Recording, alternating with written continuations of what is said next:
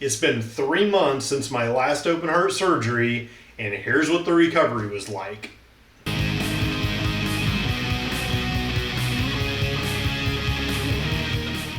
Recovery was off to a great start. I was weak, but I was able to do what I needed. I had groceries delivered and I could kick them across the floor on the skateboard.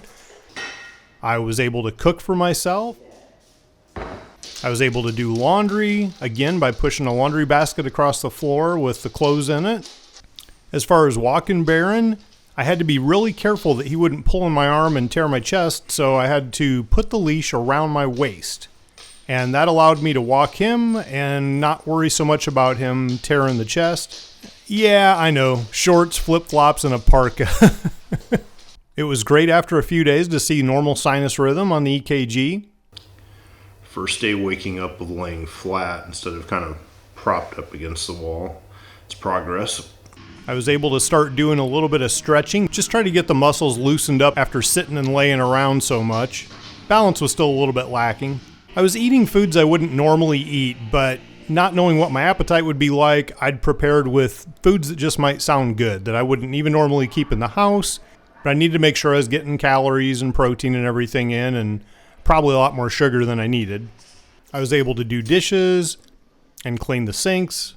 I had a fully stocked pantry of soup and snacks, and again, a lot of stuff I wouldn't normally have, as well as fully stocked on dog food. I was having a lot of issue with a dry throat causing a cough, which hurts like hell with a broken sternum. So I found a couple of humidifiers and kicked up the water intake. I had my pill box and meds all organized. I was happy that I was able to use my normal step-over shower, as I thought I'd have to use the walk-in with the bench, but I could shower normally. Baron got pretty bored with me just sitting around all the time. Every morning I'd use all of the various devices that I have for monitoring my health stats and documenting those so I could keep track of everything and look for anything going sideways. You always have to remember to stand up with your legs, not push yourself up when your chest is in this condition. And if you do cough, which hurts like hell, to make sure to hold something over your sternum to stabilize it. I'm on caffeine restriction yet, so going to drink decaf coffee, which seems about as pointless as non-alcoholic beer. But when you get your chest split open, you stop asking questions and just kind of do what they tell you. I was finally able to lean down with this chest and be able to tie my shoes to wear something besides flip-flops. As I finished the snacky, carb, sugary foods, I'd just throw them away and not replace them. I started moving to a more healthy breakfast like the eggs and sausage. I still kept some potatoes in my diet for a while just to keep it a little bit balanced as I weaned off the carbs. 6 weeks since surgery, the hair is kind of growing back and the incision is healing up pretty well overall. Got my little scabs down there too. My heart rhythm had been doing really well, except for 48 hours ago, it went haywire. It's been in tachycardia, which means my heart hasn't dropped below 120 beats a minute for 48 hours now. They think it looks like AFib, so they're gonna try to see if they can get me in tomorrow, maybe to do a cardioversion where they basically shock you from the front and back to see if they can reset the rhythm and get it right. I'm all for going double speed on a motorcycle, not with the heart. It's been 24 hours since the cardioversion. My heart rate is still down 70 to 80 range. I still have good oxygen levels. That means the rhythm is good, my chest feels good, doesn't feel out of timing anymore. When your heart is actually out of rhythm, it's like having a misfiring cylinder in an engine and the whole thing shakes. This is the shot I take to fast-acting thin my blood after doing the cardioversion the other day. Don't be jealous of how much fat I've gained over recovery period, but it's actually helpful because I have to go directly into the stomach, so the extra fat will give me a little bit more distance, I guess. Just gotta go directly in. Fuck. Squeeze it fast and all the way down until it retracts the needle and pull back up. Even though the needle's not exposed, I still have my old biohazard needle disposal deal from when I was doing the TB500 shots after stem cells. So I'll just put them in there. So a week ago today, and I went in for a cardioversion. It took, the heart was in good rhythm. I did nothing but lay around watching movies, just trying to let the heart get, in the mode and healed and everything in the proper rhythm. This past Tuesday, just taking a nap, it went back into tachycardia. So I've been watching it. It's been in tachycardia for 4 hours that night. It looked like I had a good night's sleep for a change, and for 4 hours it seemed to go back into normal. Otherwise, it's been in tachycardia since. Yesterday afternoon, later in the day, I finally was able to get an appointment confirmed to do another cardioversion today to try to reset it to the good rhythm. Within a couple hours of getting the confirmation on the appointment yesterday, last evening, I'm like, heart feels better. Checked with my cardiomobile, and it was back in normal sinus rhythm. So that's a really good sign that it went back into normal by itself.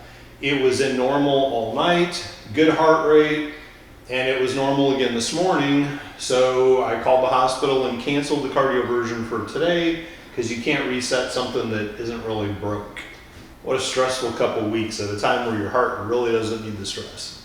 The heart rhythm continues to create challenges, this being the kind of 4th week of rhythm issues in a row. This time it started a week ago today, so last Sunday morning, and it basically persisted longer than it had the last couple times.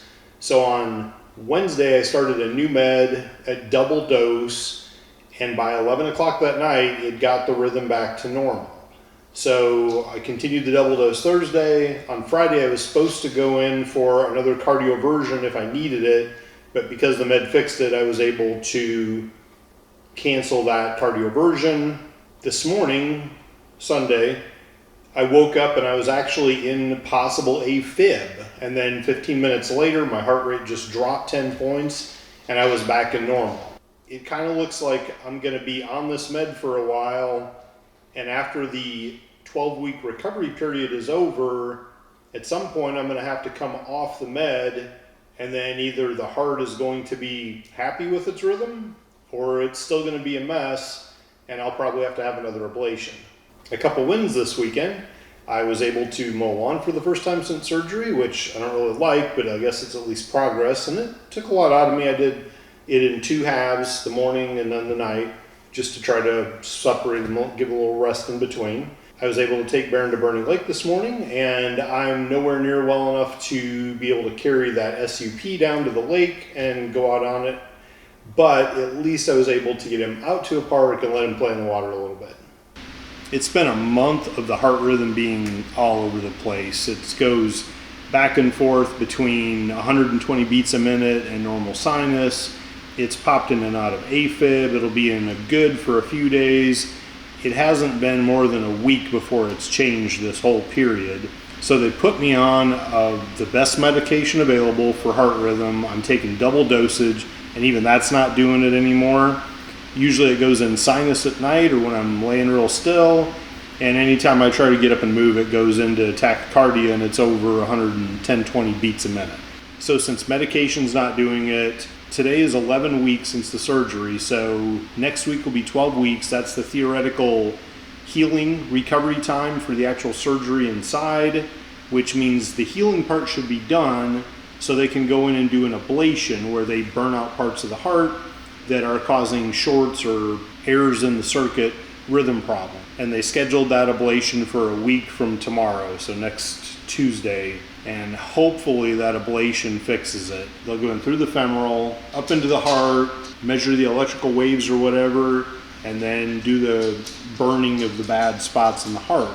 My heart is like Frankenstein, so as they stitch it all back together with these various porcine tissue and my own tissue, as it heals, it's going to form a lot of scar tissue, and instead of that nice, fresh, native heart tissue doing all the things it should, now I've got this scar tissue, and that makes it hard for the electrical signals to travel properly.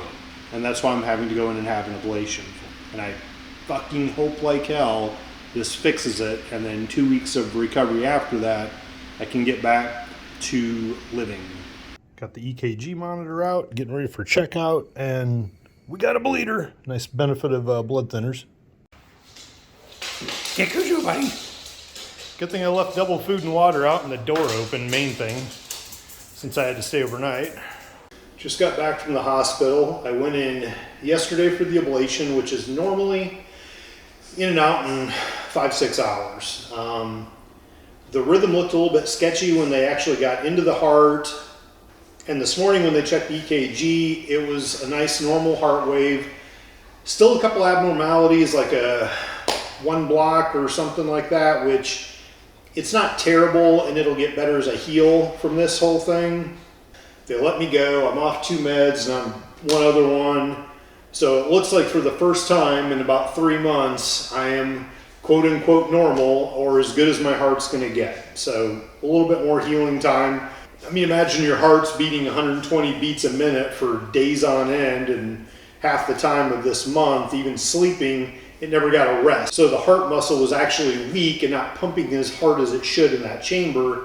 So now that the rhythm is set, it should actually come back to a normal strength. I'll follow up with an echo later and let the doctors just see what my ejection fraction and all that is.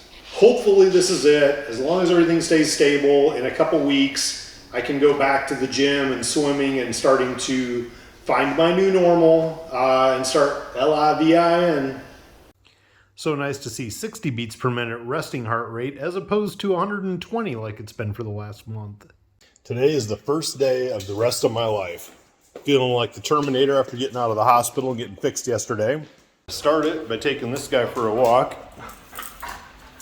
Getting both of us out to stretch our legs. Take my health stats measurements for everything. Make a healthy, yummy breakfast. Here for a good time, not a long time, and just gonna make every day from now on matter. Subscribe to my YouTube channel below and let's celebrate turning fuel and air into adrenaline.